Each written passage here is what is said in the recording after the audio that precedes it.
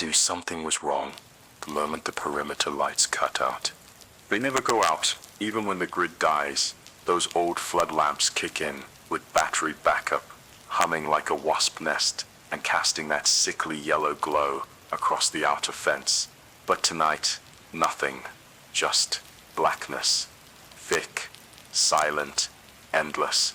I was in the main broadcast room, sorting the night log, when the alert panel blinked out. No warning, no surge, just gone. Then the radio flickered, static, low and sharp, not the usual drift, and buried beneath it, something else, clicking, or maybe tapping, like fingers on glass, but the station's triple pane, soundproof, nothing should bleed through. The land around here's flat, for miles. No cover, no trees, just dry scrub, rusted fencing, and the checkpoint down the hill that's been inactive since the last budget cut. I've been manning this post for 9 years. I know every sound it makes, but this wasn't the wind. It wasn't a coyote. It wasn't anything that belongs out here. I went to the security feed. The cameras were cycling, struggling to hold a picture. One frame stuttered. And in that half second, I saw something standing just outside the south gate. Looked like a man, maybe 6 feet. But the legs were wrong, bent low, and spread too far, head tilted to the side, like it was listening to something distant. Then the screen glitched, and he was gone. That's when the knock came. Soft, deliberate, on the rear service door. I froze. No one comes out here without calling first, especially not this late. The door's steel reinforced, only opens from the inside. I waited. Another knock, slower, this time. Then a voice. Hey, you left the lights on. The voice wasn't familiar. Too calm, too clear, like it was being piped in from a recording. It didn't sound wet or cold, like someone caught in the rain. It sounded clean, practiced. I didn't respond. I just sat there, breathing through my nose, trying to remember if I locked the auxiliary hall. The voice came again. Scon. It's me. That was enough. I triggered the internal lock and cut all lights. The whole station went black, except for the emergency panels. I watched from the corner window, careful not to move the blinds. There was no one at the door, but I could see footprints there, too long, like someone had slid across the mud rather than stepped. They led out into the gravel road and vanished. I've been broadcasting ever since. I don't know what that was. I don't know how it got this far north without tripping sensors or alerting the tower in Junction Hill, but something crossed the line tonight. Not someone, something. And I think there's more coming. I haven't moved from the desk. The signal's holding steady, and I've rerouted the backup battery to keep the main transmitter online for another 3 hours, maybe 4 if I kill the HVAC. Doesn't matter much now. The air's cold. Unnaturally cold. Like the temperature dropped 15 degrees in the last hour. No front was forecast. No storm big enough to explain this. The generator outside sputtered once, about 10 minutes ago. Just once. Then silence again. Usually that thing kicks in with a cough, a rattle, and a groan. This time it just stopped, like it was listening too. I'll keep looking at the door. I can't hear anything now. Not the wind, not the rain, not even the soft whine of the tower beacon that blinks every few seconds out on the ridge. Just silence, thick and absolute. It's like the world is holding its breath. I checked the map grid again, and more cameras are going dark. Grid point 8, grid point 9, and the old utilities substation near Carver's Bridge, all cut at once. No signal, just black. Those lines haven't gone down since the flood in '98, but tonight, they're dead. I pulled the last still frame from grid point 9 before it failed. There's something in the distance, near the trade line. Blurry, almost too blurry, like the lens itself was trying not to see it. Long shape, maybe two figures. One's crouched, the other is standing behind, tall and thin. Head cocked at an angle people don't normally hold their heads. They weren't moving. They were watching. 10 minutes ago, I got a transmission on the emergency band. A voice, male middle-aged, said he was stationed near Dustin Trail, close to the old rail yard. He was whispering. Said they'd been following his convoy since sunset. He thought they were strays at first. People lost in the desert, but when they stopped at mile marker 214 to check on a flat tire, one of them walked straight out of the dark and stood next to the truck without saying a word. He said it looked like a woman. Long hair, pale skin, wearing nothing but a torn hospital gown. She smiled at him, but the smile didn't move her eyes. He tried to talk to her, asked if she needed help. She repeated his question back to him, word for word. Same tone, same rhythm. Then she tilted her head and said it again. But this time, it wasn't his voice. It was his commanding officer's. He locked himself in the cab. That's when he started hearing scratching along the side of the truck. Slow, deliberate, like fingernails or claws dragging across the metal. When the lights flickered on, she was gone. But the window on the passenger side was cracked open, half an inch. He doesn't remember opening it. That's when the signal dropped. I've tried reaching him since, but there's nothing, just white noise. I'm not sure how many of them there are. I'm not sure if they come from one place or many, but they're coordinated. They know how to avoid sensors. They know how to approach without making sound, and most of all, they know how to wear us like clothing. I think we were warned a few nights ago. The signal from a decommissioned weather station out west started transmitting again. No one authorized it. The last tech that worked there died in '03, but for 47 minutes, it broadcasted a pattern of tones, 6 rising, 1 falling, over and over. The last 4 digits of that station's call number match my own. Maybe that means nothing. Or maybe they're letting me know I'm next. I've started locking every interior door. I carry the shotgun now, even inside the station. It won't help. I know that, but it makes me feel like I still exist. And maybe that matters. I've been watching the east fence for almost 20 minutes now. There's a shape out there, just at the edge of the range light. It hasn't moved. Not once. It's tall. Taller than any man I've ever seen. Shoulders narrow, arms long. Maybe it's just a post, or a broken sensor tower. That's what I keep telling myself. But the power's off in that sector. There's no reason for it to be lit. No reason for it to cast a shadow that long.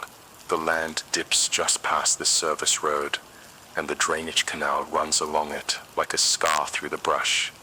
I've seen animals wander near it during monsoon season, but nothing's been out there for weeks. Now something is, and it's watching the building. I tried adjusting the gain on the northern tower camera, hoping to catch more detail, but the feed's corrupt.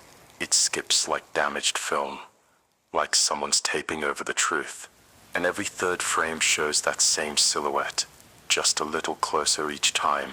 I turned off the monitor. I can't watch it anymore. I left the station once tonight, just for a moment. Needed to check the relay box outside the main power room. Took the flashlight, took the shotgun. The air out there, it's wrong. Still and damp, like walking through a room full of wet towels. The sky looked like a ceiling, flat, pale, no stars, no clouds, just emptiness. And I heard something. It wasn't the wind, wasn't a coyote. It was a voice, whispering from the ditch behind the storage shed. Slow, calm, not calling for help, just saying a name. My name. Over and over. It sounded like my father. He died in 2012. I buried him in Wisconsin. There's no possible way He ran back inside, locked the hatch, didn't look back. The broadcast line cut out for 37 seconds after that. I logged it manually. When it came back online, there was a voicemail waiting, unmarked. Just a timestamp, 3:11 a.m. It was someone breathing. Steady, deep, wet. The kind of breathing that sounds like it's coming from under something heavy. Then a phrase, clear, deliberate. You're not alone in there. That was it. Nothing else. No location tag. No number trace. Just that voice. Too slow to be human. Too careful to be desperate. I used to think border duty was boring. Days without visitors. Nights filled with static and distant thunder. But there's a different kind of storm outside now. One we were never trained for. One we can't fight with walls or drones or rifles. These things, whatever they are, they're not invading, they're returning. Like they've been here before. And the land forgot. But the land is remembering now. And it's bringing them back with it. I can't reach the outposts anymore. Redwater, Dry Hollow, Glenville, all off the grid. No calls in or out. No vehicles reported leaving. It's like those towns got swallowed whole. And the worst part, no one's coming to check. Not from the agency. Not from the state. Not from anyone. It's just me now. And this signal, if you're out there and you're still human, stay inside. Trust your instincts. If something feels wrong, it is. Don't talk to strangers. Even if they look like people you love, especially if they do. I'm gonna try and restore the West Monitor feed. It might give me a better angle on whatever's at the fence. I'll stay on the air, as long as I can. The West Monitor came back online for 6 minutes. I don't know if I wish it hadn't. The feed was clearer than before, almost like the system wanted me to see it. The silhouette was gone from the east fence, but something else had taken its place in the western field. I thought it was a tree at first, something dead and twisted, hunched low under the weight of its own shape, but there are no trees out there, nothing tall enough, nothing that moves like that.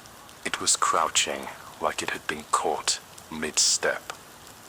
One hand, if that's what it was, pressed flat against the fence, long fingers wrapped through the wire. The other was buried in the dirt, digging, slowly, like it had all the time in the world. Then it looked up.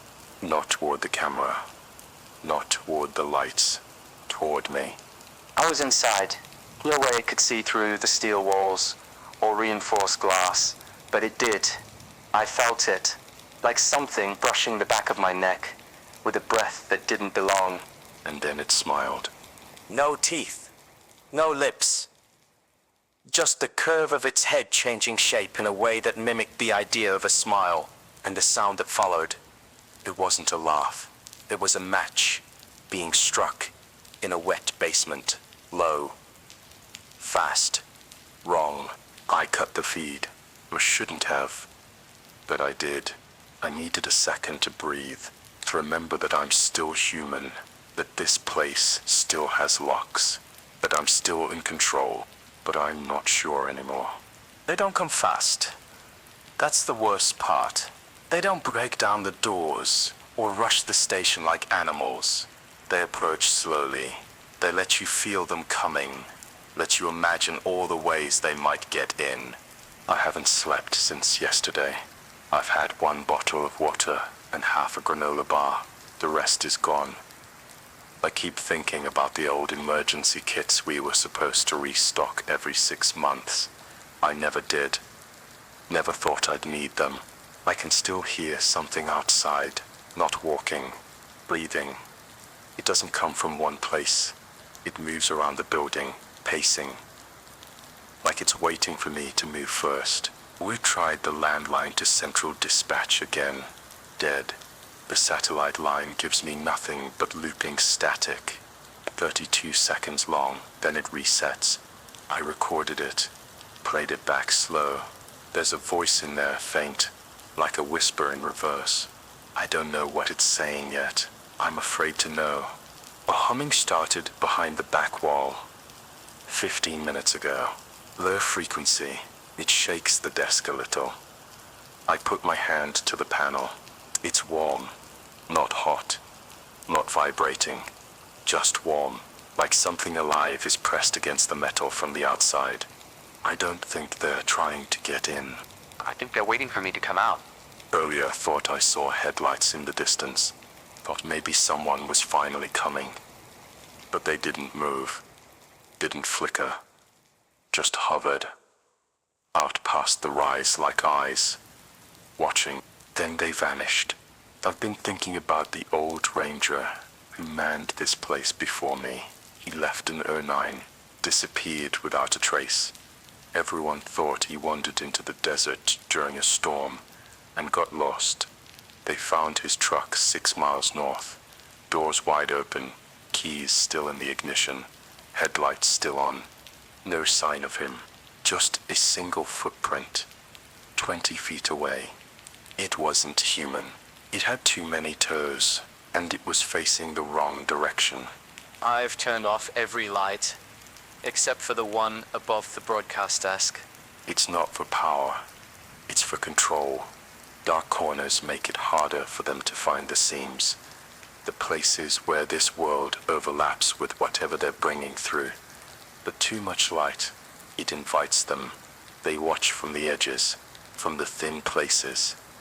They like to see your face when you realize. The rain started again. 5 minutes ago, no thunder, no wind. Just a steady whispering curtain that soaks the windows, but makes no sound on the roof. That's not how rain works. But nothing about tonight has followed the rules. The western field is empty again, or at least it looks that way. I haven't turned the feed back on. I know what's out there. Whether it's standing still or crawling toward the foundation doesn't change anything now. The eastern sensor, the last one still working, started tripping in perfect intervals, one every 12 seconds. Exactly 12, not 11, not 13, 12. Like something's pacing or circling. 12 seconds of nothing, then a single tone, then nothing again.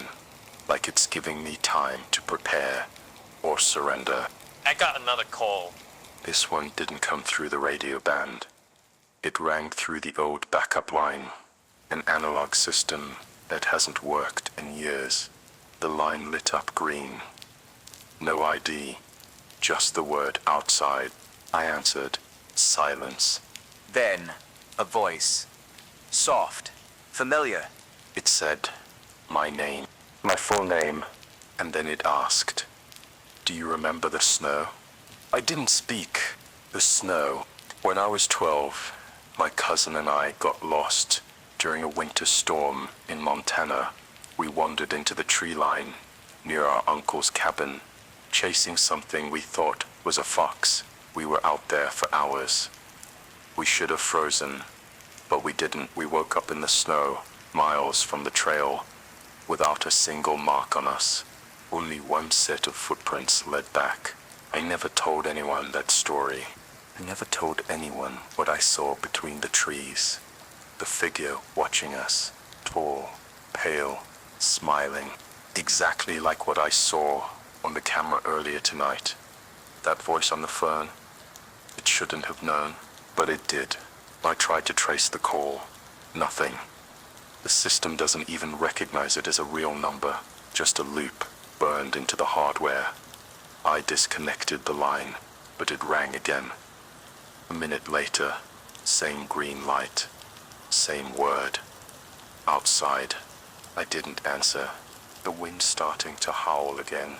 This time it carries something with it, a sound under the sound, like metal grinding beneath the earth, like breath moving through stone. And beneath that, voices. Not words, just syllables. Mimicry, like something trying to remember how we speak.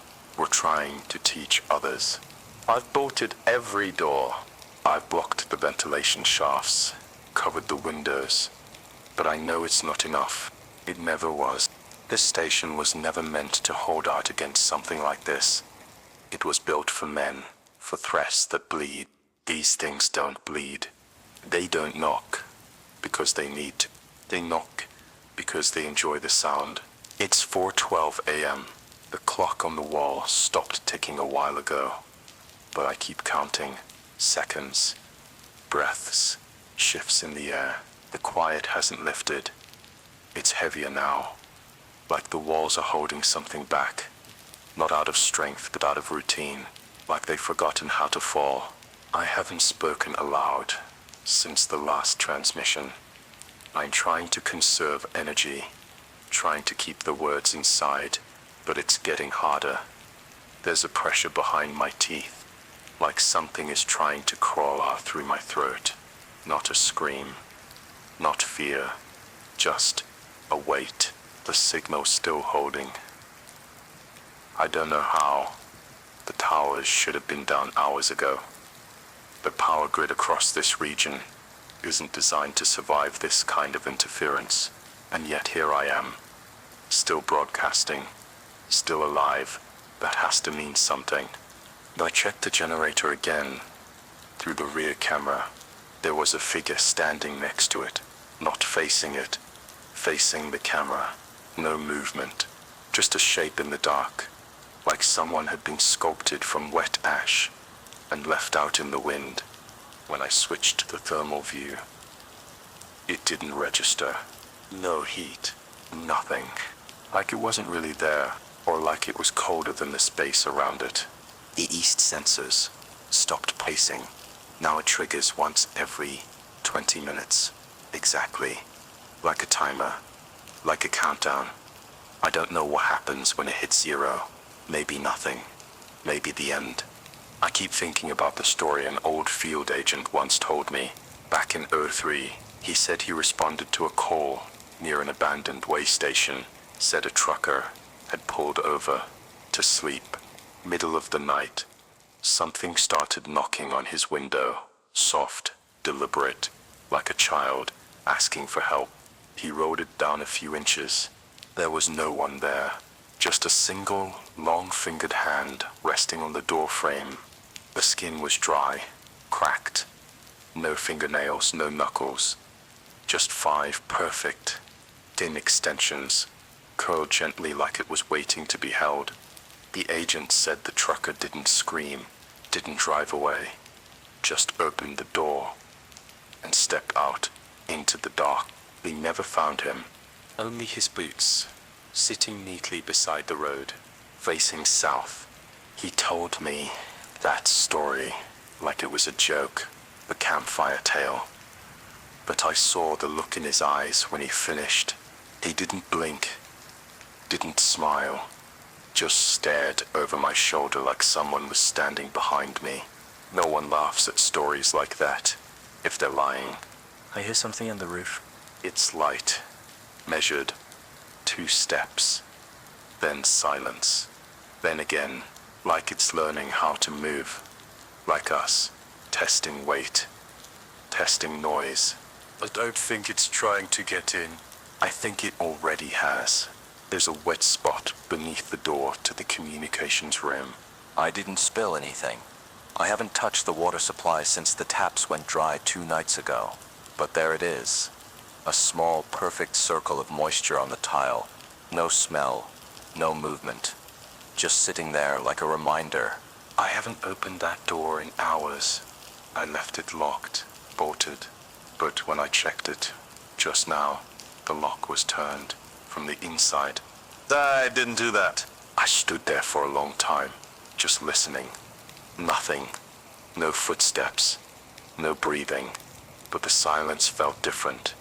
Closer, tighter, like I was the only sound left. I didn't go in. I walked away and turned every camera inward. That's not protocol, but none of this is. I needed to know. I needed to see if anything else had changed. Something had. On the hallway feed outside the storage room, I saw myself, standing perfectly still, facing the camera. But I wasn't in the hallway.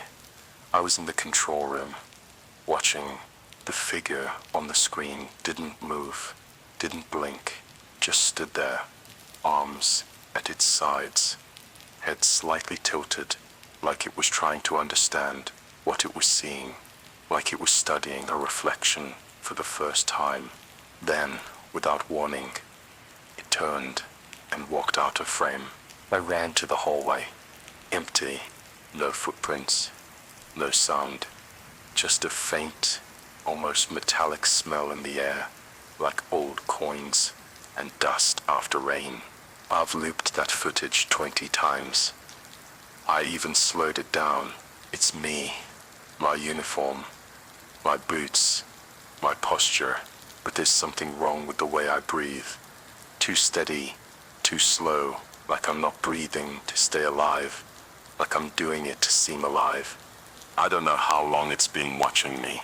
I don't know how many of me there are. It is a story they tell in the Southwest, not in training manuals, not in the briefings, just passed around late at night when no one else is listening. They say there are things in the desert that remember us, not as people, but as shapes, as ideas. They learn the pattern of your voice, your habits, your grief, and then they wear it, not to become you, to erase the need for you, because if the pattern walks and talks and bleeds like you, then what's left? I don't think this place is about security anymore. I don't think it ever was. The isolation, the design, the radio towers with blind spots, it's all part of something older, something meant to attract them, to lure them. I think this station is a doorway. And I think I've already stepped through. I keep checking the clock. Every time I look away and glance back, it's the same time, 4:44 a.m. It doesn't tick, it doesn't move. I even changed the batteries, reset the circuit. It's still 4:44, but the sky outside keeps getting darker, not lighter. Dawn should be close. I should see the first bleed of blue on the horizon, but all I see is more black, swallowing what's left of the world beyond the fence. I pulled out the field watch from my locker. Military issue. Wind up. Analog. No signal required. It reads 3:21. So which one's right? I tapped the glass. Listened to the soft click of the second hand. It moved once, then stopped, then moved again, but backwards. I don't know what time it is anymore. I don't know if time is still working here. The lights in the broadcast room flickered earlier. Not in the usual stutter and pop way when the power lines shift. These flickered in sequence, like Morse code. I don't remember enough to decode it, but I'm sure it meant something. Or maybe it was just to show me they could do it. They're not hiding anymore.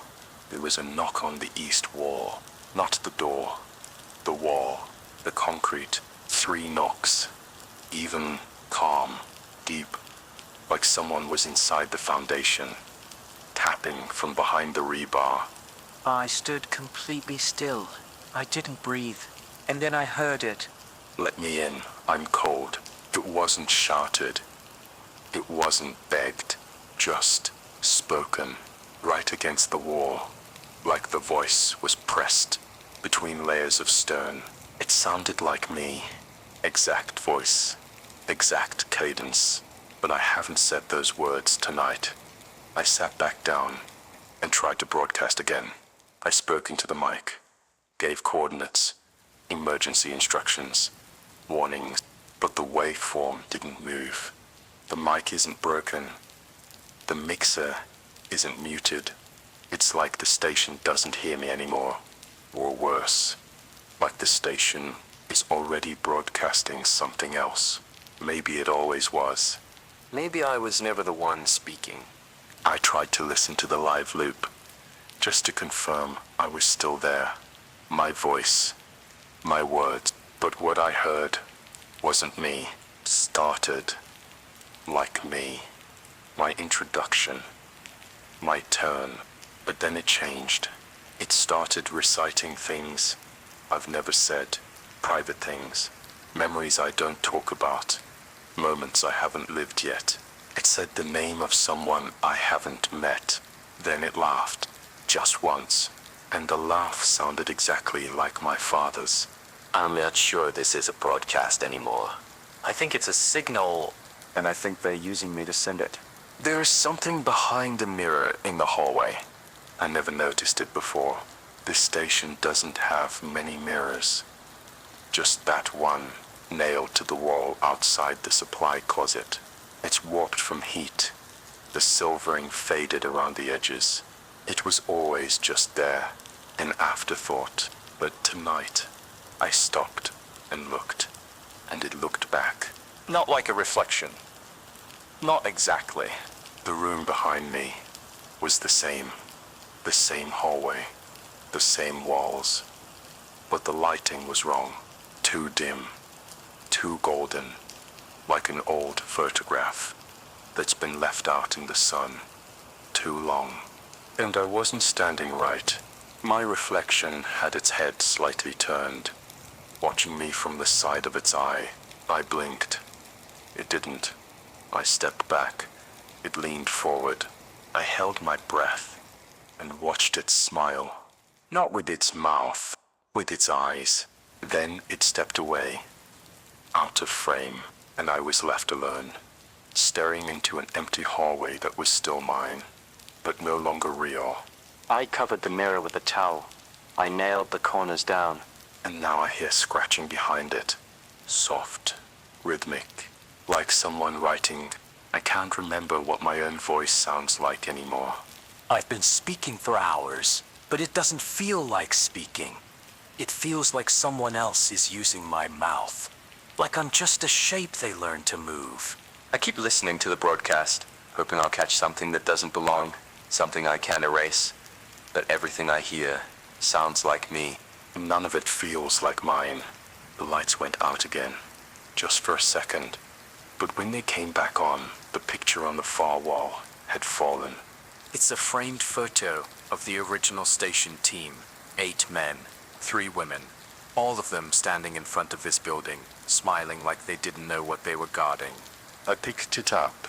There were only 7 men in the photo now, and one of them looked exactly like me. Same face, same posture, same scar on the chin, except this picture is dated 1998. I wasn't here in 1998. I was 12 years old and living 3 states away. I turned the photo over. Someone had written in pencil across the back. You were always here. All caps. Neat handwriting. No signature. I burned it in the sink. But when I walked back to the hallway, the photo was on the wall again. Ant-free, uncracked. Dust-free. Perfect. This place isn't haunted. It's inhabited. But not by ghosts.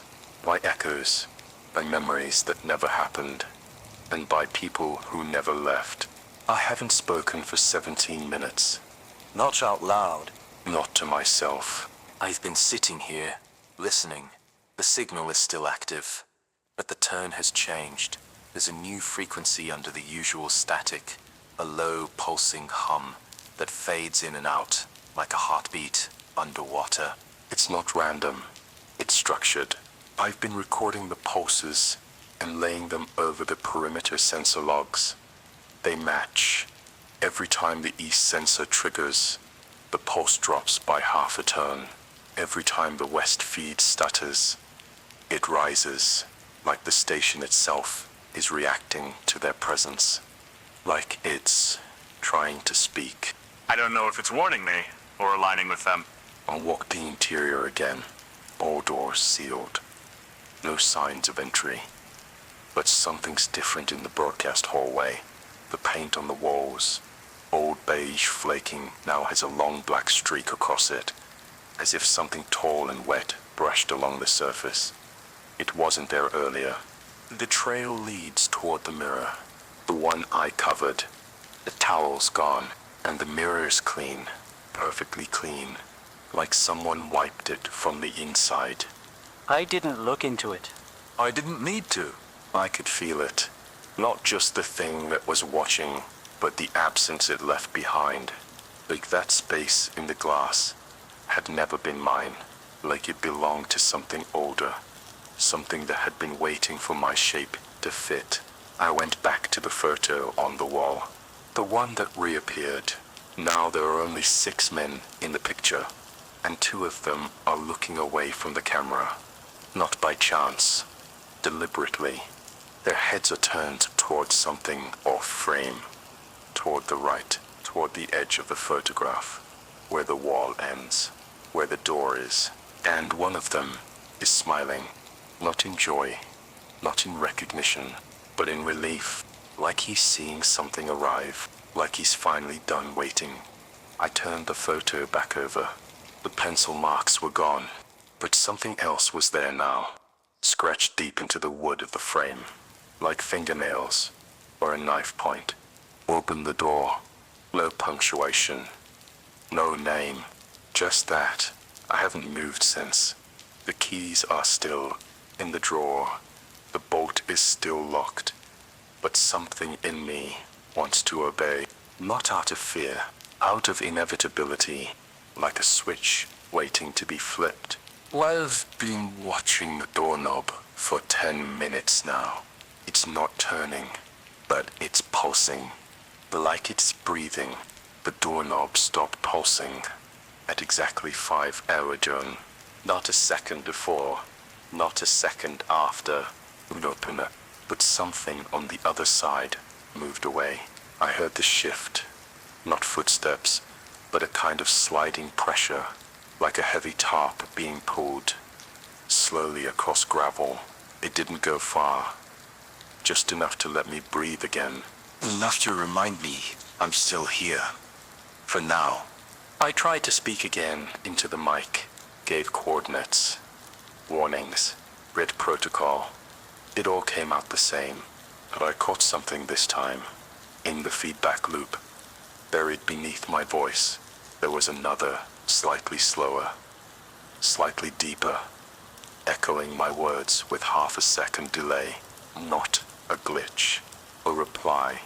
It didn't match my breathing patterns, didn't match the shape of my vowels. It matched the voice from the mirror, the one that smiled without smiling. I think I'm being recorded. I think I've always been recorded. Not by the agency, not by anything human, by the space itself, by whatever this station was built on or over. I opened the maintenance drawer, dug through, until I found the old blueprint rolls, yellowed, brittle, most of them dated back to '82, layers of rewiring, structural reinforcements, foundation changes. There's one thing in all of them that doesn't make sense. Beneath this south wing, below the server room, is a section marked non-access. No stairs, no hatch, no purpose. Just a black square with no measurements. I walk down to the server room, which hasn't worked since the surge. Everything down there smells like dust and melted plastic. The floor is concrete, solid. But when I tapped it with my boot, it echoed back hollow, like there's something beneath it. Something not meant to be found.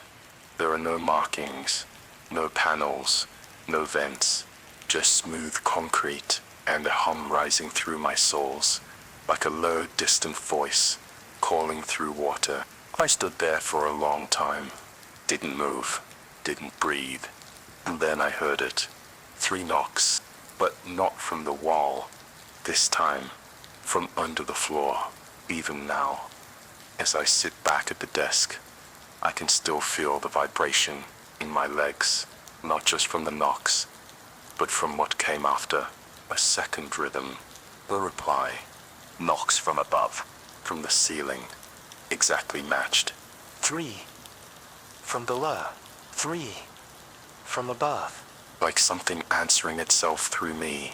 I don't think they're trying to get in anymore. I think they already have. And now they're trying to find each other. Through me, through this place, through the voice I thought was mine. I haven't blinked in 12 minutes. Not because I'm afraid, because I'm not sure it's safe to.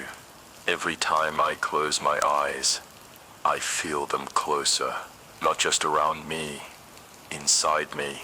Like blinking is permission, like darkness is a door. They've been waiting for me to open. The monitors are still cycling, but the feeds have changed. They don't show the exterior anymore. They show rooms that don't exist. One is a long hallway lined with mirrors, none of which reflect anything. Another is a tiled room filled with standing figures facing the corners, completely still, completely silent. I watched for 7 minutes before one of them moved. It didn't turn. It just raised its arm and pointed directly at the screen. Then, the feed cut out. I went back to the old analog logs, trying to find anything, any mention of rooms like that. There's nothing. No schematics, no archived reports, but there are notes, handwritten, is scattered through the margins, phrases repeated over and over, barely legible under the dust. Do not follow the reflections, and only speak when it speaks first. And then, I heard myself die down there. I don't know who wrote them. Every logbook is signed with a different name. None of them match the official staff list. None of them match each other. I'm starting to think no one ever left this station. Not really. They just got quieter. The humming from beneath the server room has changed again. It's not tonal now. It's rhythmic, like something massive is breathing. Inhale, hold, exhale, long pauses between each. I timed them, 88 seconds. Exactly the time it takes to walk from this desk to the non-access section and back. I haven't gone. They're not yet, but I think I'm being asked to. No. Called. I heard my name again, not spoken, not whispered, just formed. Inside my head, the way you remember a voice from a dream you never had.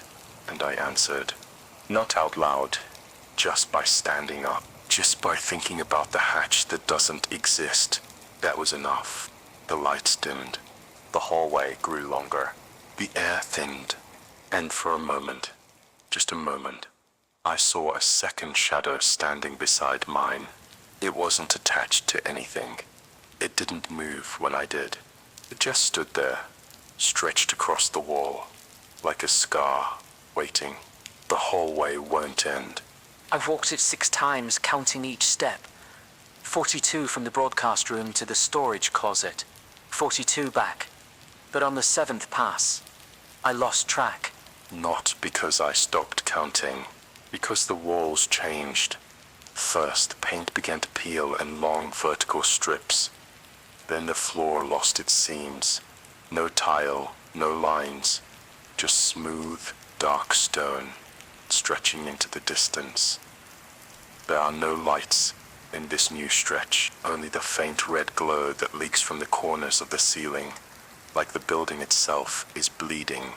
The air tastes different here, like iron and dust, like I've stepped into this space between thoughts. I turned to go back. The door was gone, replaced by a blank wall with no handle, no seams, and behind me, the hallway kept going. It was never this long. Not when I first got here.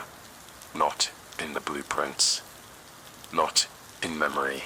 But now it reaches farther than it should. Farther than this building allows. I heard something ahead. Not footsteps.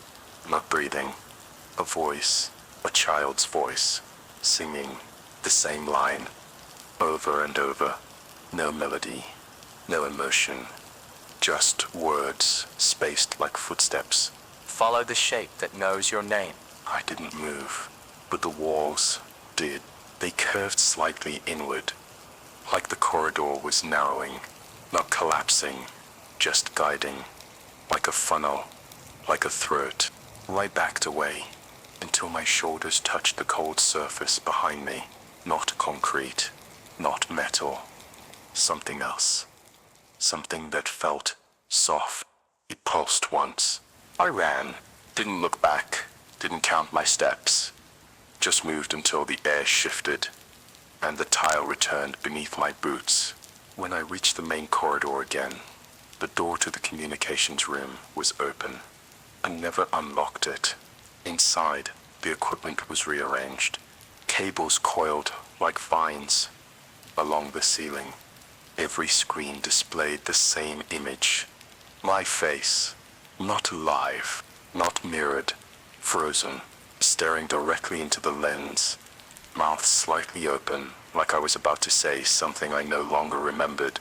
And behind me, just out of focus, another face. No eyes, no mouth, just the suggestion of one, a shape pretending to be human. The screen blinked once, and the image was gone, replaced by a line of text I didn't type. You are not the first voice. I closed the door behind me, but I knew it's still open. Somewhere deeper inside, where the hallway didn't end. I haven't heard the rain in over an hour. It stopped too suddenly. Not like weather changing, but like someone turned it off. Like it was never real to begin with. Just another sound meant to cover something worse. The silence that followed was heavy, pressed into the walls like a memory, trying to crawl back out. I've been walking the station again, room by room, looking for anything out of place. Everything is in order. Everything is perfectly where it shouldn't be. The files in the archive are rearranged, not alphabetically, not chronologically. They're sorted by voice. Voice print signatures, hundreds of them, some with names, some without. Many of the labels are written in handwriting I recognize as my own, but I don't remember logging any of them. I played a few. The first was a man breathing, shallow and desperate. The second was a child repeating the same phrase. He came through the fence. He came through the fence. The third was my own voice, from this exact room, saying a word I've never said before. Reversion. And then I heard myself say it again, in real time, without meaning to, like the word was placed there, like it was waiting for permission. I shut off the archive player, pulled the plug entirely, but the sound didn't stop. It kept playing, from the walls, from the vents, from inside the drawers, and beneath it all, a low-frequency chant, not in English, not even language, just repetition, a pattern, like sonar, bouncing off old bones. I tried sealing the broadcast room, stuffing towels under the doors, blocking vents, killing lights, but the signal kept rising. Louder now, stronger, as if the silence outside had made space for it to grow. The hallway mirror, the one I covered, then nailed down, then avoided, was uncovered again. This time, it didn't reflect me. It showed a hallway, but not mine. Longer, colder, red light, flickering at the end. The camera angle tilted slightly, like it was mounted on a body. I watched for a minute, then 2, then 5. Then, I saw someone walking toward the mirror, step by step, too far to see clearly, too slow to be real. And even though they hadn't reached the foreground yet, I already knew it was me. Can't tell if I'm remembering or rehearsing. The words come before I think them now, like someone is feeding me lines I've already spoken in another life, in another version of this station, buried under a layer of dust that never settles. I watched myself get closer in the mirror. The hallway on the other side had no end, no turns, just flickering light, and that slow, deliberate walk. My movements, my posture, but something about the rhythm was wrong. My gait isn't that heavy, my arms don't swing that far, and the figure, or what wore me, never blinked. I blinked, but the reflection didn't. I turned away when it was 5 steps from the glass. I don't know if that stopped it, or invited it in. There's a sound now. A low vibration humming through the metal of the desk. It started in the floor and has worked its way into the walls, like the bones of the building are tuning themselves to a new frequency. I can hear it in my teeth, in my lungs, when I breathe. It picked up the emergency phone again. It wasn't ringing, but there was already a voice on the line. No greeting, no delay, just the words, soft and precise. You've been here longer than you remember. I tried to respond, but my mouth didn't work, not the way it used to. My tongue felt heavier. My voice echoed before I spoke. I wasn't sure if I said anything at all. And then the voice continued. You were the first frequency. You were the last. And then it hung up. No return. No static. Just silence. I checked the call record. There's no record. Not even an open line. It was never connected. But the phone is still warm in my hand. I walk to the west corridor. The light there has shifted. It's softer now, pale blue, almost like moonlight.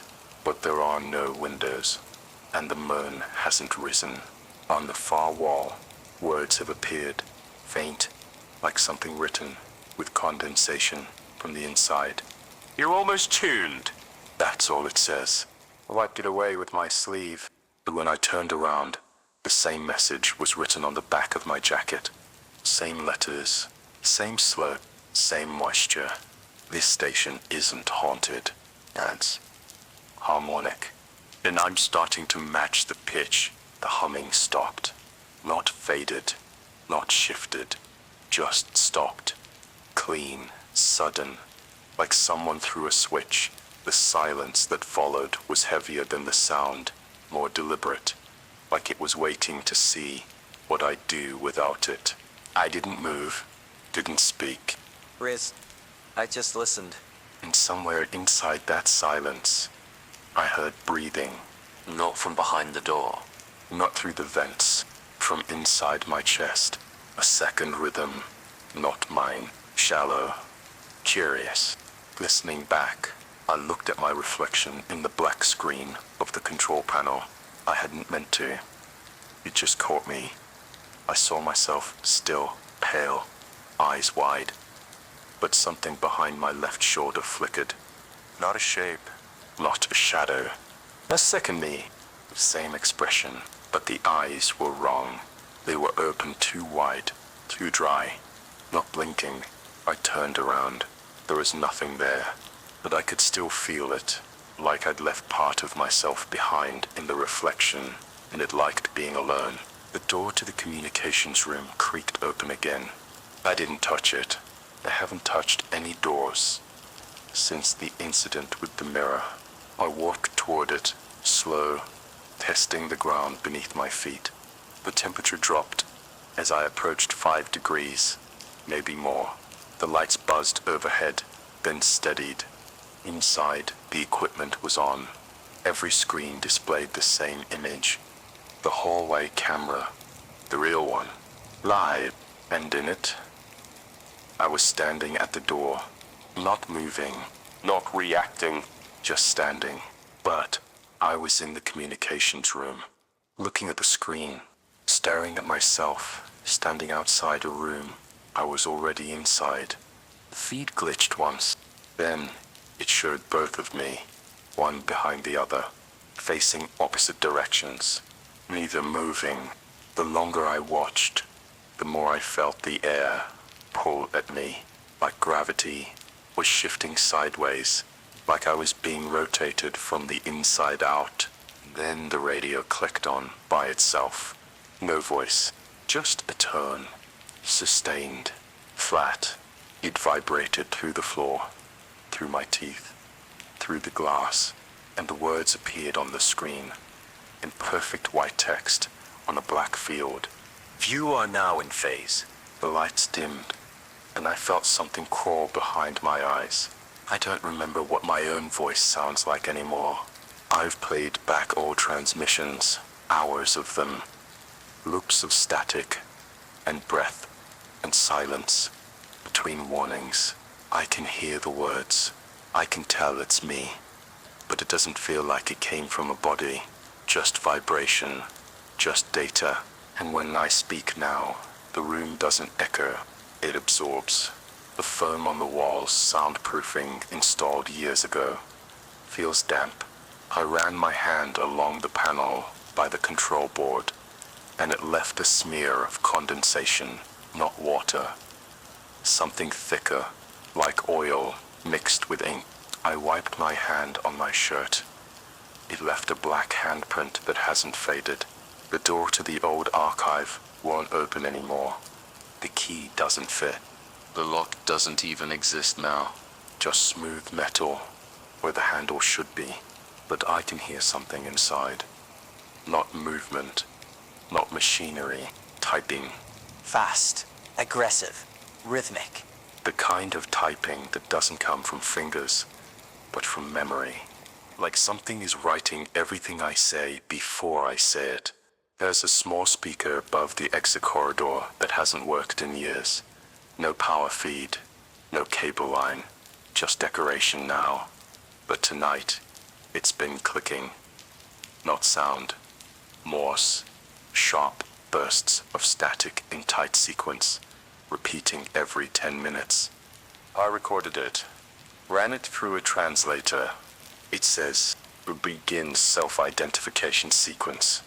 I ignored it the first time. The second time. But the third time, I answered. I didn't mean to. I just said my name. Out loud. The moment I did, the radio clicked again. Same voice from before. The one that isn't mine, but knows how to wear me. It said, accepted. And then the lights above me pulsed once, synchronized with my heartbeat. Except it wasn't my heartbeat anymore. It was slower, stronger, something beneath the building. Something alive. The floor beneath my boots shifted. Not an earthquake. A pull, like a tide under concrete. Rise, and from somewhere below, I heard my own voice say, "Hearkened." Begin transmission. Not a memory, not a loop. But deeper, more certain. Like I'd done it before. Like I'd never stop. I sat down in the chair without deciding to. My body moved. But it didn't feel like choice. Just rhythm. Just the next step in a pattern already written. The microphone warned beneath my hand. Not like plastic. Like breath. I pressed the button. Didn't speak. But the signal went live. The red light blinked once. Then held. And then I heard it. Not feedback. Not static. A chorus. Dozens of voices. Layered perfectly beneath the hum. All of them mine. All saying different things. None of them now. One whispered a story I don't remember telling. Another screamed. A name I've never heard before. One was humming. A slow lullaby. With no melody. Just the shape of comfort pressed into sound. I reached for the volume knob. But my hand froze. The knob turned on its own. Not fast. Not violently. Gently. Respectfully. Like it was letting me know I wasn't needed here anymore. Like the system knew how to continue without me. I stood up, and the signal held steady. No drop, no static. It kept broadcasting, kept breathing, kept pulsing through the walls like a second heart. I looked at the screens again. All of them were dark, except for one. Camera 4, facing the northeast perimeter. I hadn't looked at that feed since last week. It's never shown anything but sand and fence and wind. But now there was a figure, standing just outside the line. Not moving, not facing the camera. Just there, head bowed slightly, hands at its sides, waiting. I leaned closer, and then I saw something behind it. Rows, hundreds, all the same posture, all facing the building. Each one casting a long, thin shadow toward the station. But there was no light, no moon, no sun, nothing to create those shadows. They were just there, drawn toward me, or toward the frequency. I turned off the screen, but I could still see them. When I closed my eyes, they moved one step forward. When I opened them, they stopped, and the microphone whispered, "Don't stop talking." I've been speaking without pause for 17 minutes. I don't know what I've said. I've stopped listening to myself. It's not language anymore, just noise in the shape of memory. Words shaped like warnings, like coordinates I've never seen, like prayers no one taught me. The red light above the microphone hasn't blinked once. It's solid now, permanent, like it's not monitoring me anymore, like it's watching. The walls have started breathing, not figuratively, not metaphorically. They rise and fall in rhythm with the pulse beneath the floor. Every 7 seconds, the ceiling flexes inward slightly, then settles. The vents expand and contract, like lungs filled with heat and dust. It makes no sound, just motion, just pressure, enough to remind me that I'm inside something alive. I walk to the back hallway again. The photo on the wall has changed. It's no longer the team from '98. It's me. Just me, standing in front of the station, alone. But in the photo, I'm smiling, a wide, quiet smile that doesn't touch my eyes. And behind me, in the background, through the blurred glass of the station window, there's something looking out.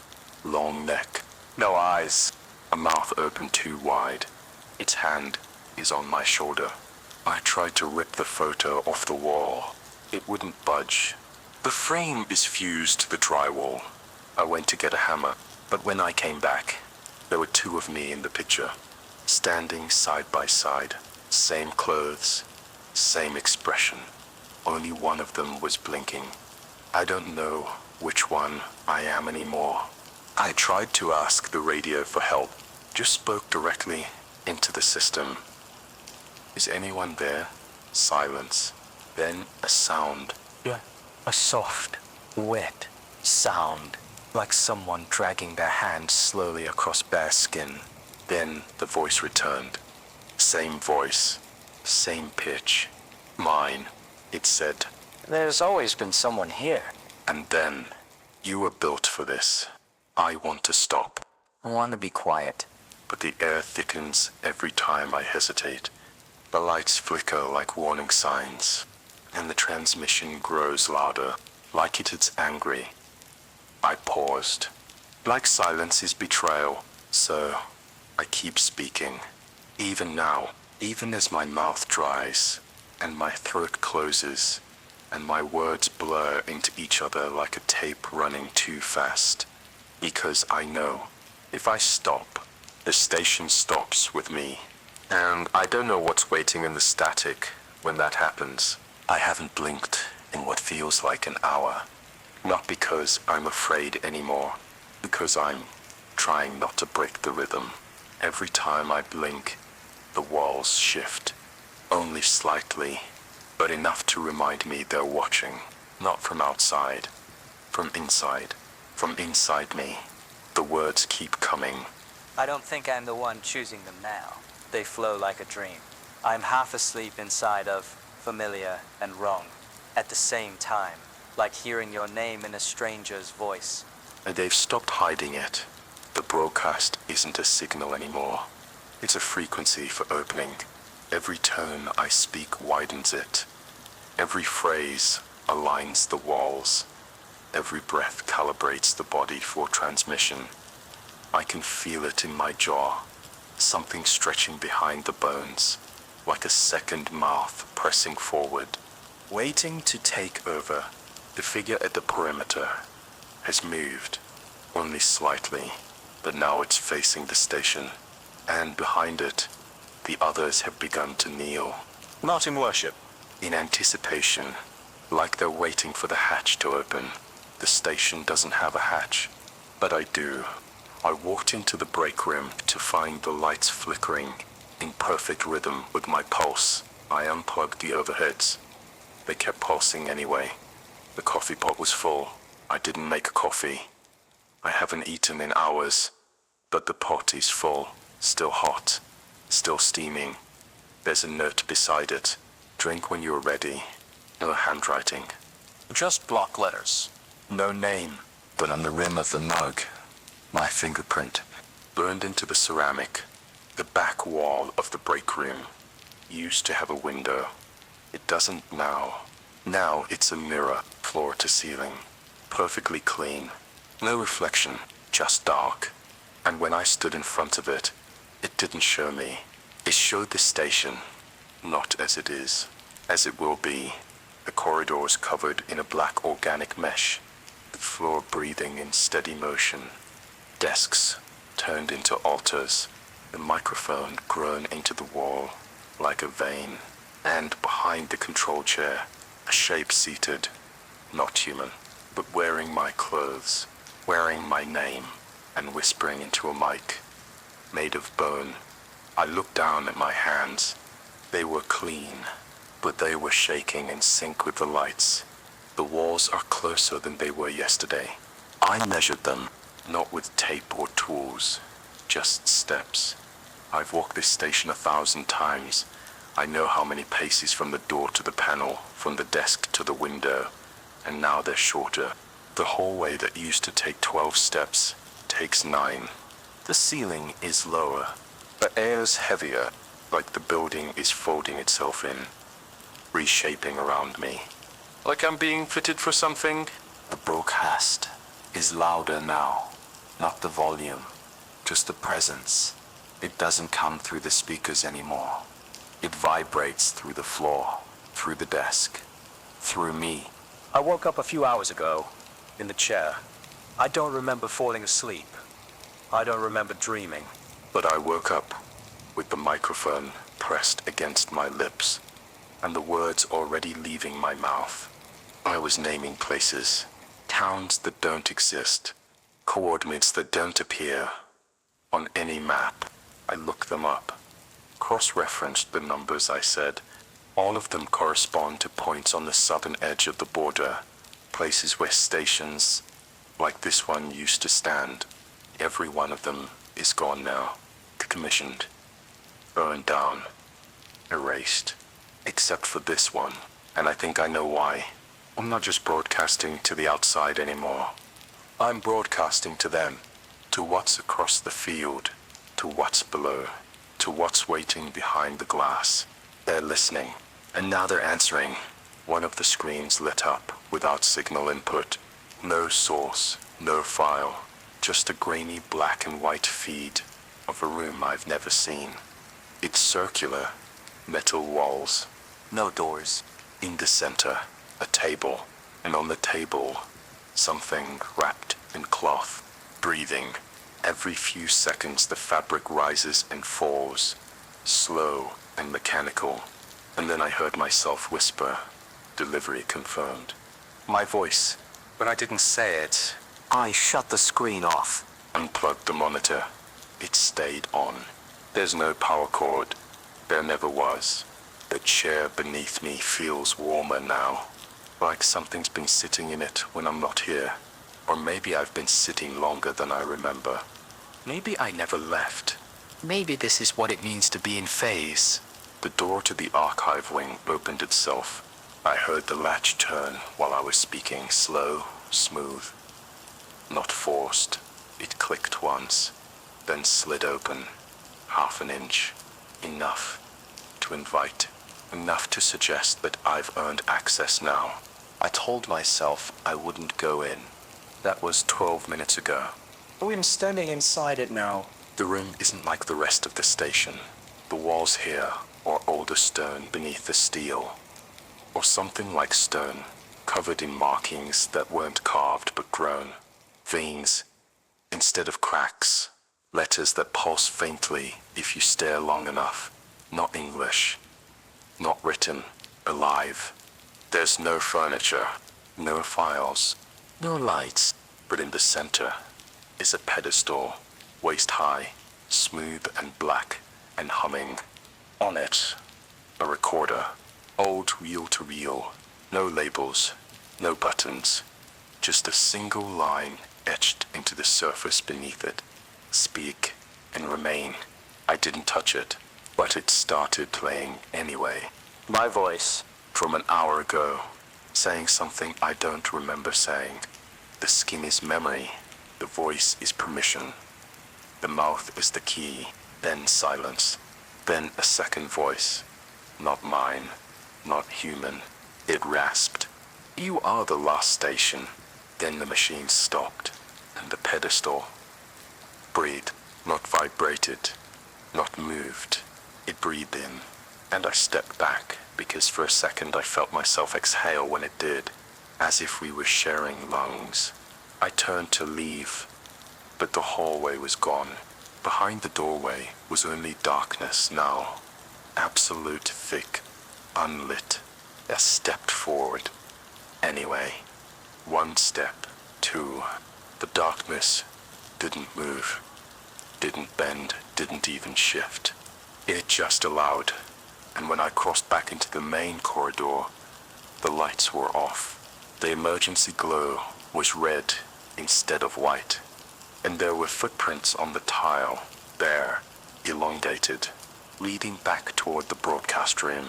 I followed them, not because I wanted to, because my legs were already walking, because the mic was already live, because I could hear my own voice inside the room, still talking. Even though I was standing outside, I opened the door. I was still speaking. Not a recording. Not an echo. I watched my own mouth move, watched my hands adjust knobs, watched my eyes stay locked on the red light of the broadcast panel. But I wasn't in the chair. I was standing at the threshold, watching myself work. I didn't panic. I didn't speak. I just stepped forward. The moment my foot crossed the frame, the figure in the chair stopped talking. Mid-sentence, mid-breath, it turned toward me, but the body didn't move. Only the head. It tilted back with a soft pop, like vertebrae shifting, until the eyes met mine. Same face, same uniform, but the eyes were blank, mirrored, not reflecting the room, reflecting the signal. They flickered with static. I blinked, and it was gone. The chair was empty, the mic still warm, the signal still live. I sat down. It felt normal, familiar, like returning to a place I'd never actually left. I tried to speak, but the mic was already transmitting something else. Not my voice, just a pattern. 4 turns, then silence, then 4 more. I recognized the sequence. It's the same one I heard years ago during training, buried in a report no one ever acknowledged. A failed signal from a tower that went dark in the desert back in '92. They said it was equipment failure, but we all heard it. 4 turns, pause, 4 more. The ones that mean seal confirmed, begin binding. I turned off the mic. The light stayed red. I unplugged the board. It kept transmitting. I pulled the fuse from the wall. The tone got louder, and then the station shifted again. The walls pulled inward, just enough to breathe, and the signal dropped into a lower frequency. Something too deep to hear, but strong enough to feel. My ribs vibrated. My teeth ached. My breath shortened. I reached for the logbook, hoping to write something, anything. It was already full. Pages of handwriting. All mine. None of it familiar. Dates I haven't lived yet. T-stations I've never visited. Instructions I've never given. But at the very bottom, on the final page, one sentence was written over and over. The transmission must not end. And beneath it, a signature, mine. But the ink wasn't dry. It was still moving, still writing. The writing didn't stop, even after I closed the logbook, even after I threw it across the room. It stayed open on the floor, the pen moving on its own, not floating, not levitating, just writing, calm, precise, obedient, each line forming perfectly, like it was following a script buried under the concrete. I stopped watching it after the 6th repetition of my name. Not because I was afraid. Because I already knew what it would say next. I stood in front of the main console. The feed was gone. No camera inputs. No perimeter map. No signal strength.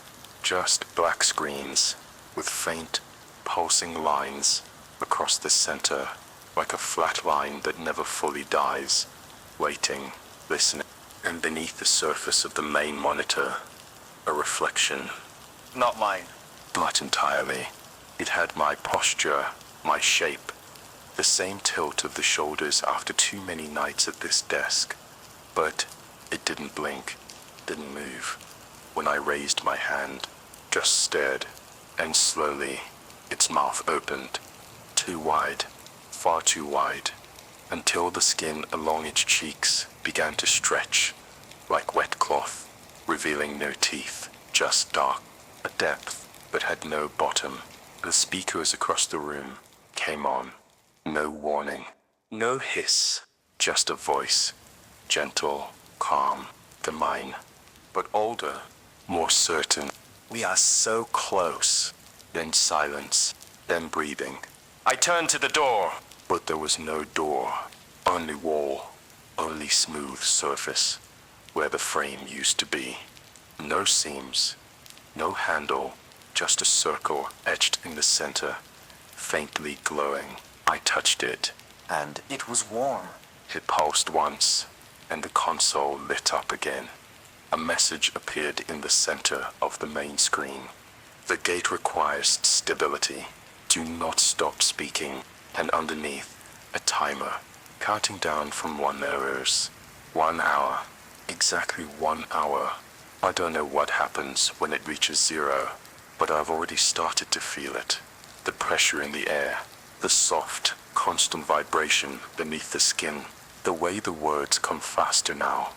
Like my mouth is being moved ahead of my thoughts. Like the transmission is no longer waiting for me to speak. It's speaking through me. And every time I pause, the walls exhale. The countdown reads 53, 28. I don't remember the last 7 minutes. I was speaking the entire time. I can hear the playback loop.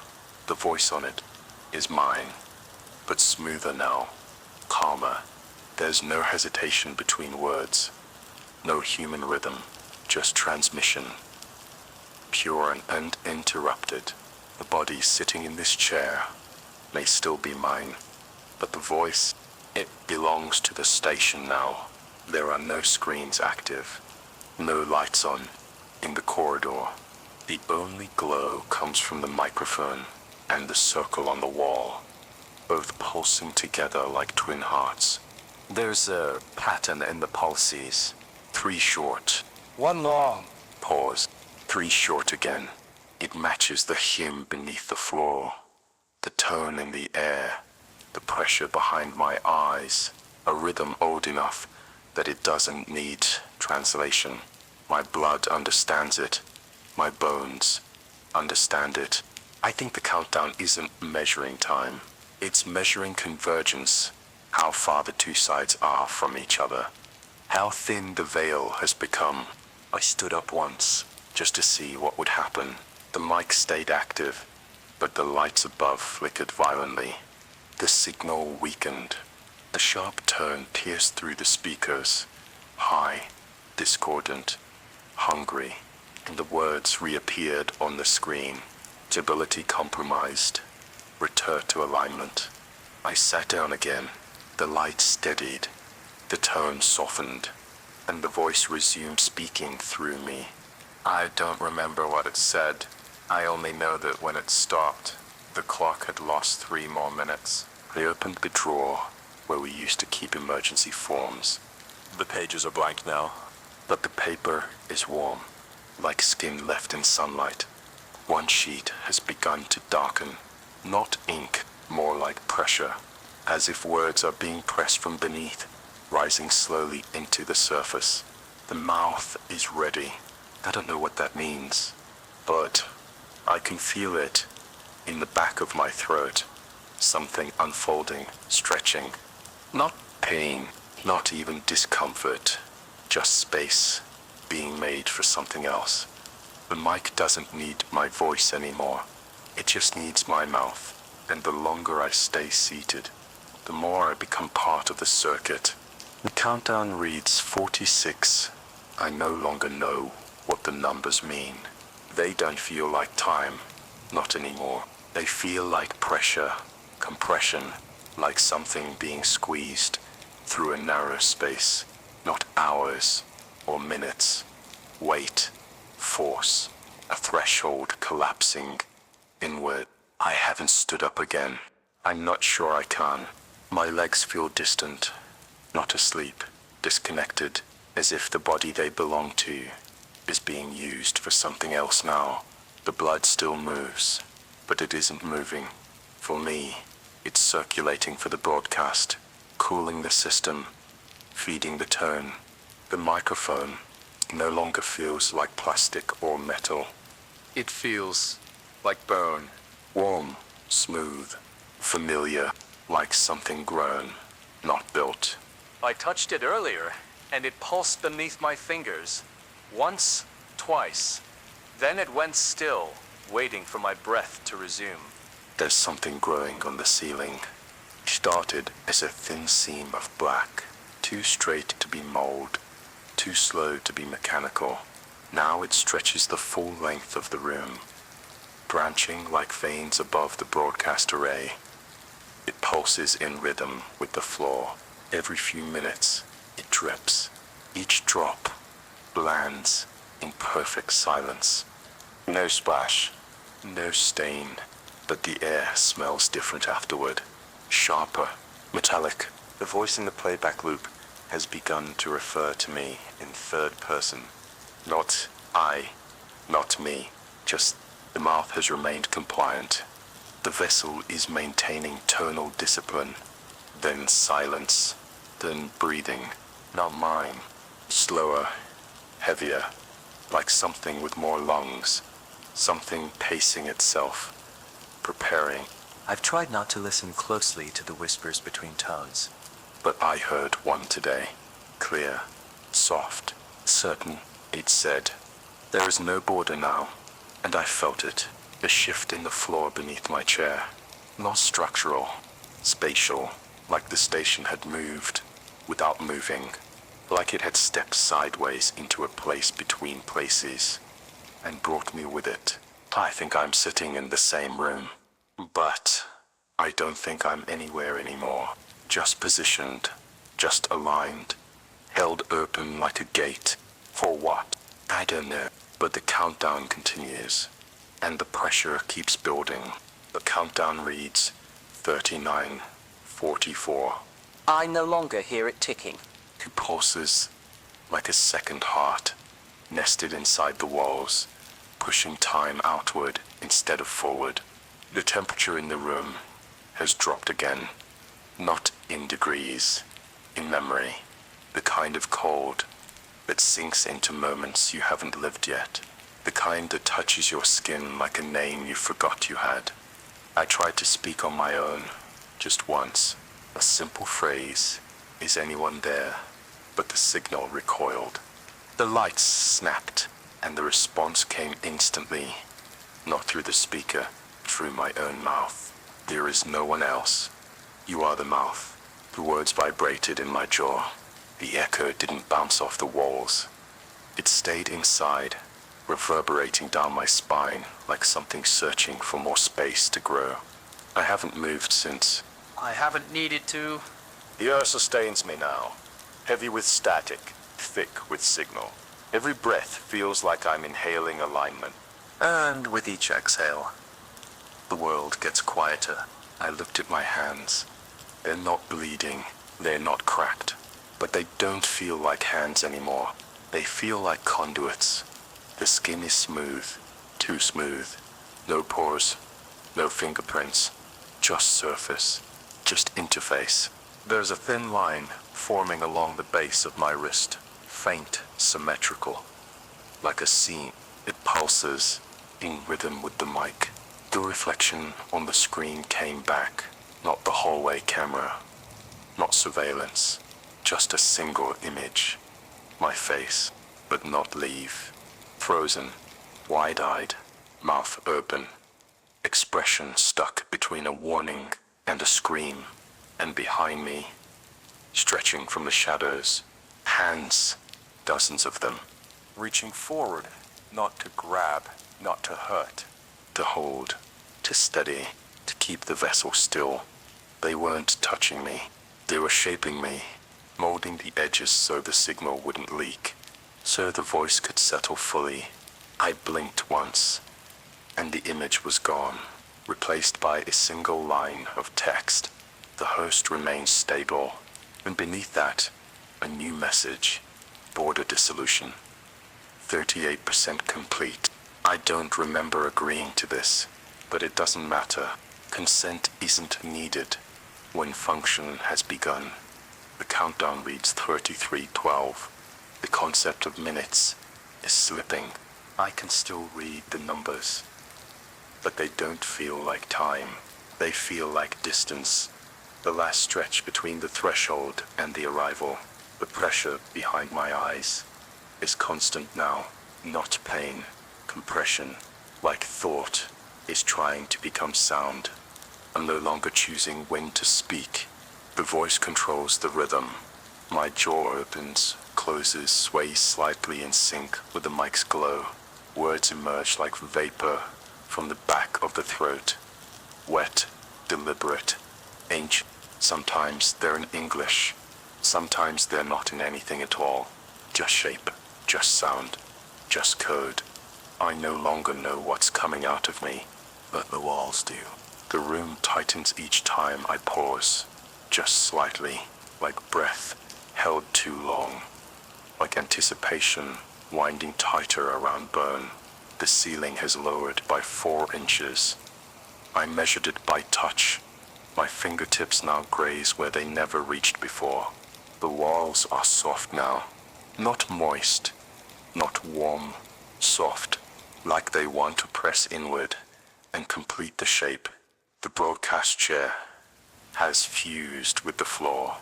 My legs won't move, but I don't feel trapped. I feel installed, rooted, meant to remain. The seam on my wrist has opened, not bleeding, just parting, like a slit in fabric revealing a second layer beneath. There is no pain, only temperature, something cooler. Underneath, something humming. I haven't touched it, but it pulses when I speak. The playback loop has started naming the surrounding towns, not the real names. Not anymore. The names under the names.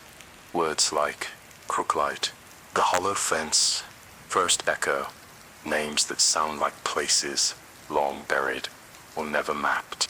I think these aren't locations on a border. They're coordinates on the body. Mine. Each name marks a shift in tone, a change in pitch. The voice fine-tunes the frequency with every one, adjusts the resonance, aligns my marrow, and every few minutes, between tones, it says, border at 52%. The numbers keep rising, and every time they do, something outside takes one step closer. I can't see it. But I can feel the ground giving way, not shaking, it lowering, like something beneath us is preparing to open its eyes. The countdown reads 27. The mic is no longer red. It's black now. Matte, pulsing deep. It drinks sound instead of projecting it. And yet, the signal grows stronger. I feel it in the walls, in the metal, in the teeth of the building. The transmission doesn't need speakers anymore. It's in the structure, in the atmosphere, in the marrow. My breath fogs the glass now, even though the room is colder than ever. The fog patterns don't match my breathing. They write things I haven't thought yet. I said a name aloud earlier. I didn't mean to. It slipped out. Unfamiliar, unpronounceable, but it felt right. And when I said it, the chair beneath me shuddered. The floor went still, and every screen turned on at once. No input, no signal, just a white field. And a line of text in reverse. You have been heard. My throat aches. Not from strain, from growth. There's something new behind my tongue. A shape, not a voice. A design, like a glyph, waiting to be spoken for the first time. Like a syllable never meant for lungs. The pressure behind my eyes builds with every pulse of the signal. I can feel something watching through the frequency. Not a being, not a face. A vast, an ancient awareness. So wide it doesn't see me. It includes me. The station is quiet now, utterly still. Not even the machines hum. No ticks, no clicks. It's listening. Not for confirmation, for synchronization. The mirror at the end of the hallway, the one I covered, then uncovered, then forgot. It's glowing now. Not bright, not inviting, just present. Like it's been waiting for the border to thin enough to show what was always there. I stood in front of it, and I saw no reflection. I saw the room I'm sitting in now. Empty. The chair turning slowly, on its own. The mic still glowing, and a single word carved into the wall, behind it. Enter. I stepped back. The mirror stayed open, still showing the room. But now, there was something standing just behind the chair. Not in shadow, not in motion, just formed. Long, thin, patient. It hadn't stepped into the station yet, but it was already inside me, waiting for the moment the countdown ends. The countdown reads 21, and I understand now. It's not counting down to arrival. It's counting down to remembering. The structure was never built to keep something out. It was designed to keep something in. A voice, a shape, an intention, and I am the final component. Not the operator, not the witness. The keystone, everything I've seen. Every room that changed. The hallway that bent. Every reflection that disobeyed. It wasn't malfunction. It was preparation. Folding space into shape. Folding me into use. The ceiling is lower than it was 10 minutes ago. So low now that I can hear it brush against my hair when I breathe. The walls have grown smooth. Like bone that's been filed down. Seamless and white. This room is no longer rectangular. It's becoming round. Like a throat. The floor has softened.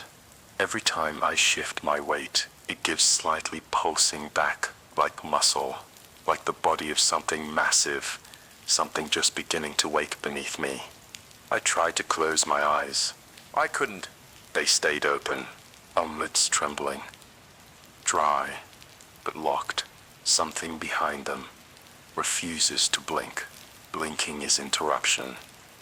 And now the signal flows through me, not from me. Each word spoken now appears instantly across the monitors.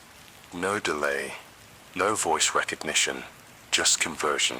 I don't feel hunger anymore, or thirst, but my mouth continues to move, faster now, breathless, fluent. The language isn't mine, but my throat remembers it. My ribs adjust to its cadence. The muscles in my back twitch in patterns that match the waveform on the screens. My spine hums in sync with the tone, each vertebrae a tuning fork, each breath another alignment. Outside, the ground is splitting. Not breaking. Zipping.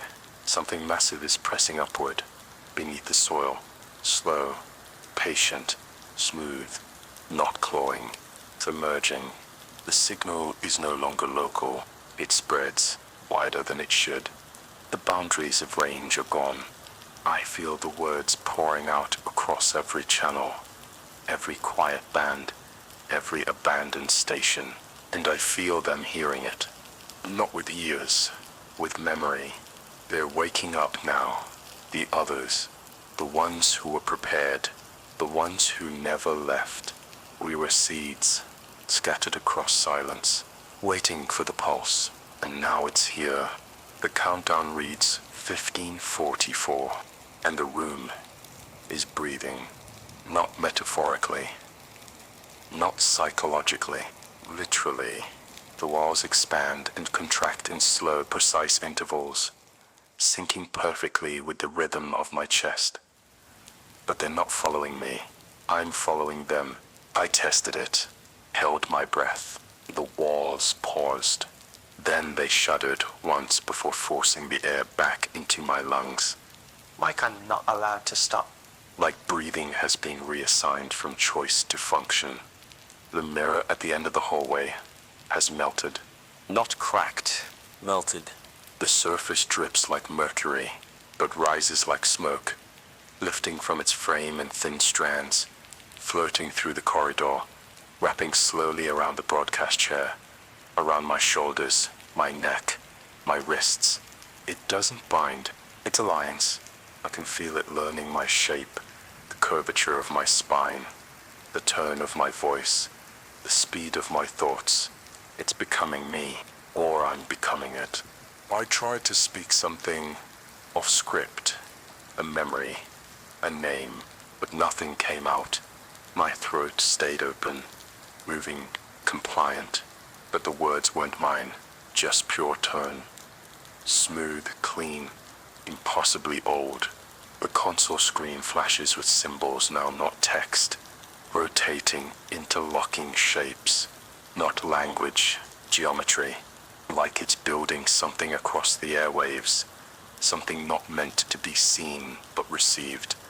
And every time a full sequence completes, I feel a sharp pulse in the base of my skull, a flash of something ancient, memories that aren't mine. I see deserts with no sky, structures taller than thought, rooms shaped like mouths, beings without shape, made entirely of pressure and will. And in all of them, I am present, watching, speaking, listening. I think the transmission isn't just a message, it's a design. And my voice is the tool, the vessel, the cut. Outside, I hear no wind, no rain, only a low, constant thrum, like the horizon has turned into a speaker, and the world is being retuned. The broadcast no longer echoes.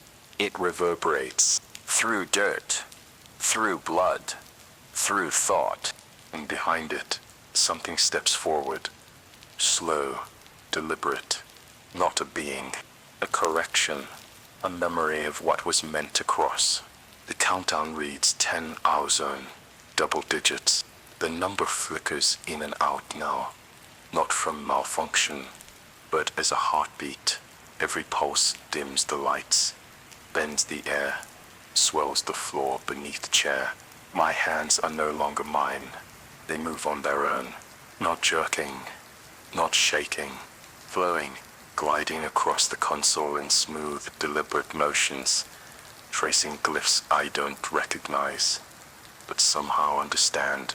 I watch my fingers draw patterns into the condensation, forming on the metal, spirals, lattices, keys. I am opening something. The speakers have stopped pretending to be audio devices.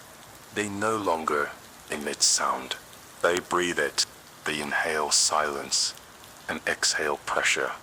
And within that pressure, something moves, slow and certain, through the station's structure, like blood inside a bone that has only just remembered its purpose. The chair is no longer beneath me. It's around me, fused, curved upward along my spine, over my shoulders, under my ribs. It supports without touching, cradles without mercy, holds without end. The countdown is speaking now, not just numbers, but phrases, one per second, delivered in a voice deeper than hearing. 9:55. You are within. 9:54. The mouth remains true. 9:53. The border is gone. 9:52. The shape returns. 9:51. The seal is breath. Each line sinks into my jaw, my stomach, my lungs. I feel them expand wider than my body allows. I feel ribs flex outward, as if space itself is making room for something that doesn't fit. But Will, the glass across the hallway has shattered silently, not broken, given way. A shape stands behind where it once was. Long, hollow, not walking, but folding forward. Its skin is not flesh. It is memory hardened by repetition, worn smooth by countless border crossings, countless vessels, countless broadcasts. It doesn't need to enter. It is already inside. Every word I've ever spoken led here. Every silence I broke. Every transmission I believed I was directing. All of it was response. Not message. Answer. I was never the operator. I was the signal. And now, the signal is ready to be born. The countdown reads 0444. The symmetry isn't lost on me.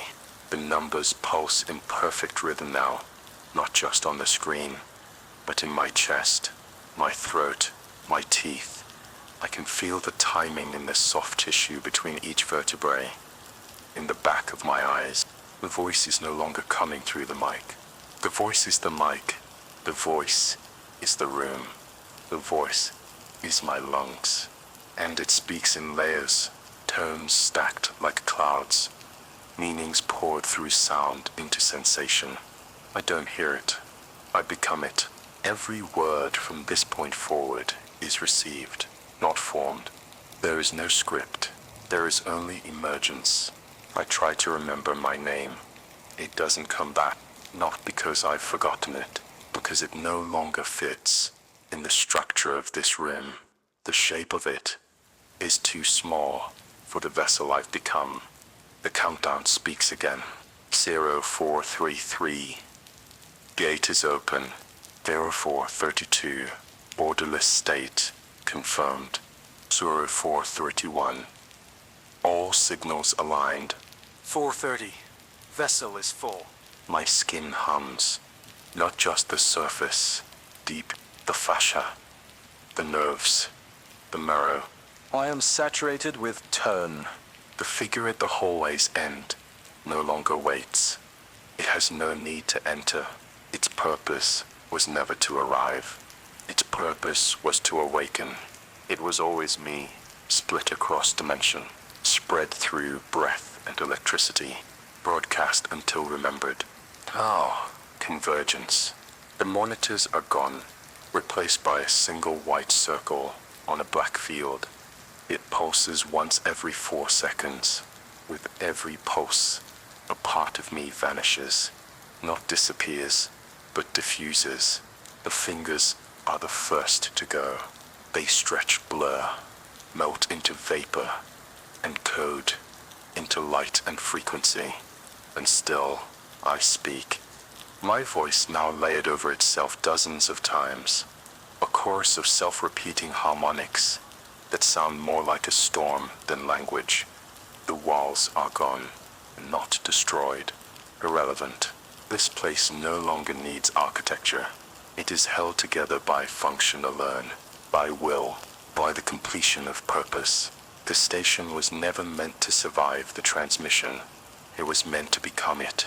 And so was I. The countdown reads 00 psi 44. No seconds, just 44. One final breath of symmetry before the dissolution. I am no longer seated. There is no chair, no console, no mic. I hover, not above the ground but within it. My form suspended inside a membrane of sound and light, gently flexing around me, as if the signal itself is keeping me intact for the final syllables. The words are no longer linear. They arrive all at once. They form spirals, loops, recursive truths, fractal declarations folding into themselves and unfolding back as structure. The imprint into the space, not as messages, but as instruction. The station is gone, not in ruin, not in flame, gone like memory fades, like breath dissipates, like waking from a dream you never remembered entering. There is no wind outside, no silence either, just turn, a pure and ancient resonance stretching across the land, humming through dirt, through burn, through every abandoned outpost like a shepherd's call, and those who can hear it, they are rising. I feel them in other structures, other vessels, their countdowns synchronizing, their pulses aligning, each one awakening with the same realization. They were never alone. They were never broken. They were always part of this. The border was not between nations. It was between states of understanding. And now, the last threshold breaks. I see it. Not with eyes, with form. The great mouth wide, endless. Still, not devouring, receiving. It stretches across the sky and beneath the earth. Its lips woven from signal, its throat deep with time, and into it the final words pour, not spoken, released, from me, from what I've become, from every channel ever silenced, every wire ever buried, every whisper ever broadcast in desperation across static. We are complete. The gate has remembered its shape. The mouth will remain. And finally, transmission is truth. The countdown reads 0, but it doesn't stop. It holds, frozen, as if even time is waiting for the last vibration, the final convergence, the breath that doesn't end but continues. I no longer breathe. I no longer speak, because both have been replaced by something more exact, more complete. Resonate, my entire being. Every cell, every thought, every silence vibrates in exact harmony with the frequency. There is no pain, no fear, only alignment. Perfect, irreversible alignment. What was once called me is now architecture, not walls or floors, but function, a continuous loop of purpose. I was not consumed by the signal. I became it, and through me, it entered the world completely. The earth above the station has split, but not with violence, with reverence. The land folds outward like a blooming wound, exposing the throat of the machine below, revealing that what once looked like a building was only the tip of something older, something vast, something born beneath. Structures rise from the soil, towers of bone and wire, antennae made of memory. Every surface hums with the same tone that once came from my voice, and now comes from everywhere. I can hear other voices join me, all of them the same, all of them different, all of them once human, now vessels. The transmission spreads not through waves, but through recognition. Those who hear it do not listen. They remember, and in remembering, they become part of it. The world does not resist. The world opens. Trees bend in resonance. Rivers change course to draw the new sigils in their flow. Animals grow quiet. Cities flicker and still. Skies darken, not from clouds, but from convergence, countless shapes, moving just beyond sight, folding into the atmosphere. I am not alone. I was never alone. We are the broadcast. We are the structure. We are the gate. And as the last vibration leaves what remains of my form, as the signal completes its full cycle for the first and final time, or a final line etches itself across the sky, burning in light and tone for all to receive. The border was a beginning. The transmission has no end.